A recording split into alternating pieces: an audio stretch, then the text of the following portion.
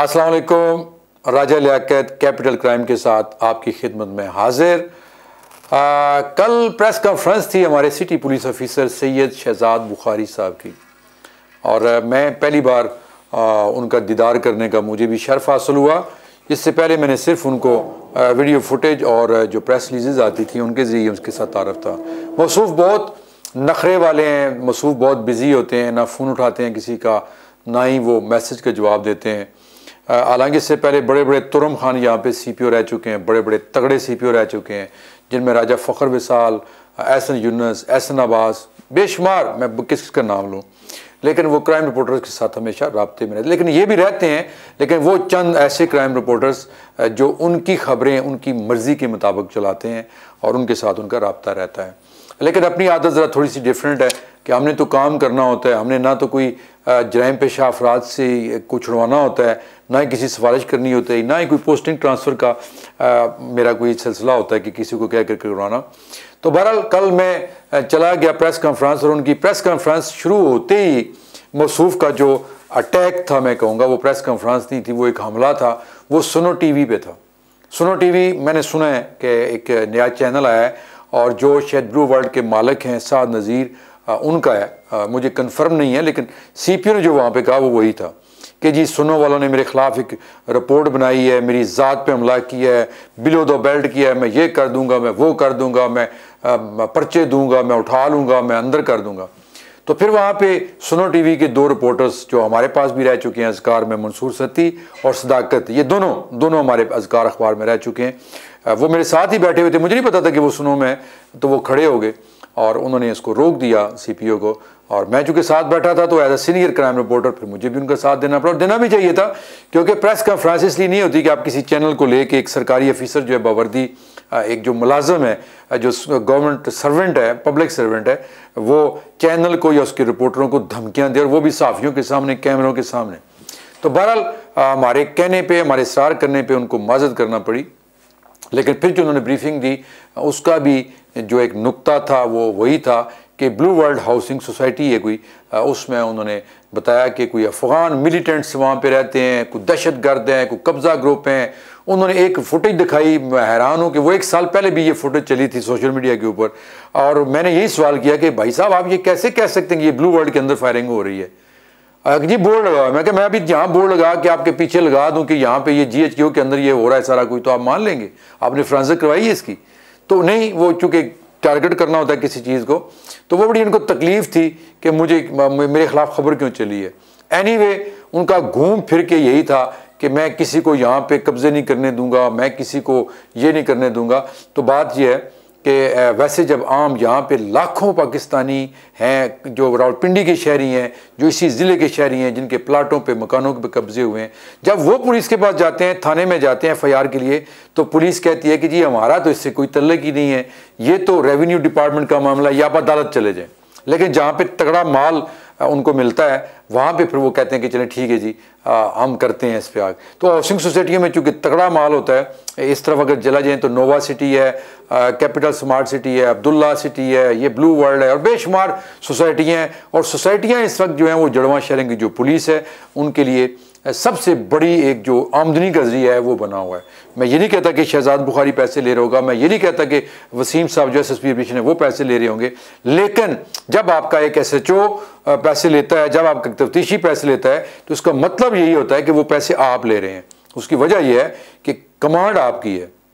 आपकी कमांड जब ढीली होती है तो फिर इस तरह के जो करप्ट अफसरान होते हैं, वो अभी मिसाल के तौर पे जिस तरह ब्लू वर्ल्ड के कारपोरेट ऑफिस में एक SHO है लुकमान शाह, शायद उधर को नया थाना बना है चौंतरा की तरफ चक्री में, वो पुलिस को लेके जिस अंदाज में अंदर घुसा असला लेके, और वहाँ पे ख़वातीन भी थी, उन्होंने वहाँ पे तोड़ फोड़ की, उनके कंप्यूटर उठा के ले गए, उनके पैसे उठा के ले गए, जो लोगों के पैसे थे फाइलें उठा के ले गए। तो ये सवाल भी मैंने उनसे किया था कि ये कौन सा कानून है, ये कौन सा आइन है, कौन सा ये SOP है जो आपको इजाज़त देता है कि दूसरे थाने के दूर, जो कि थाना स्याला है, उसकी हदूद में घुस के आप इस तरह की कार्रवाई करें। उसका भी एक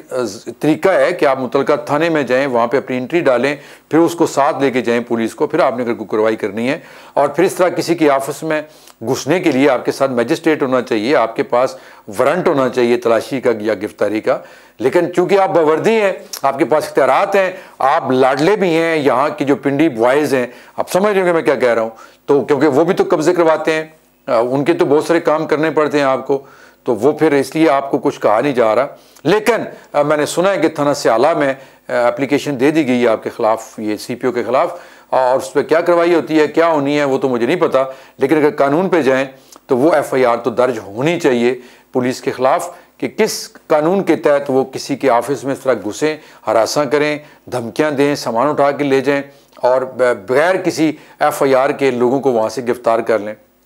तो ये जो मुझ तक मालूमात पहुँची, इन्फॉर्मेशन पहुँची है कि एक और जो चौधरी अब्दुल मजीद साहब हैं, जिन्होंने फैसल टाउन फ़ेज़ 2 के नाम से वहाँ पे कोई सोसाइटी लॉन्च की है, तो उनके मफादात टकराते हैं कुछ हाउसिंग सोसाइटियों से। तो वो चूँकि बहुत तगड़े हैं और चौधरी मजीद साहब बहुत पैसा है उनके पास, बड़े बासर हैं, तो सुना ही है कि ये उनके कहने पे ये कार्रवाइयाँ ब्लू वर्ल्ड के ख़िलाफ़, आप अंदाज़ा करें कि 200 से ज़्यादा मुकदमात वहाँ पे दर्ज हो चुके हैं, जो कल खुद सिटी पुलिस ऑफिसर ने बताया, ब्लू वर्ल्ड हाउसिंग सोसाइटी के खिलाफ उठा लिए जाते हैं। बेचारे सिक्योरिटी गार्ड जो 15 से 20 हज़ार रुपया लेके वो बंदूक हाथ में उठा के उनको दहशत गर्द बना के उनको गिरफ्तार करके सामने रख के तस्वीरें बना के मीडिया को जारी कर दी जाती हैं। लेकिन गिरफ्तारी तो करनी चाहिए आपको RDA के चेयरमैन की, DG RDA की, कोऑपरेटिव डिपार्टमेंट के डिप्टी डायरेक्टर की, कमिश्नर की, डिप्टी कमिश्नर की, जिनकी जिम्मेदारी होती है कि कोई हाउसिंग सोसाइटी जब तक वो तमाम अपने NOCs पूरे ना करें, उनके पास ज़मीन ना हो, ना वो इश्तिहार दे सकते हैं, ना वो बुकिंग कर सकते हैं। लेकिन उधर जाते हुए आपके पर जलते हैं, चूँकि सब मिले हुए हैं, सब मिल के ये माल बनाते हैं,